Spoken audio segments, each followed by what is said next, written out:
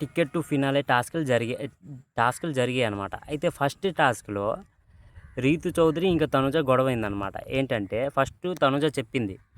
ఏంటని? డిమోన్ పవన్, కళ్యాణ్ ఇంకా ఇమాన్యుల్ వెళ్తారని. తర్వాత నుంచి రీతు చౌదరి అక్కడ ఉంది, ఏమనలే.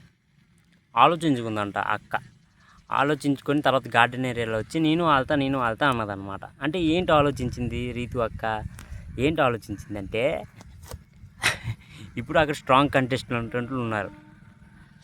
స్ట్రాంగ్ ఉన్నారు కదా కంటెస్టెంట్లు, ఇమాన్యుల్, కళ్యాణ్ ఇంకా డిమోన్ పవన్ స్ట్రాంగ్ ఉంటే అక్కడ ఆలోచించింది అనమాట. ఏంటని ఆలోచించింది?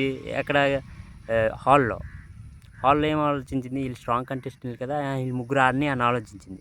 దాని తర్వాత గార్డెన్ ఏరియాకి వచ్చి ఏంటి ఆలోచించింది? వీళ్ళు ముగ్గురు ఆడు కదా, నేను మధ్యలో వెళ్తే వీళ్ళు ముగ్గురులో నేను గెలిచేస్తే నాకు కొద్ది ఓట్లు పడిపోతాయి అని ఆలోచించింది ఆ రీతు అక్క.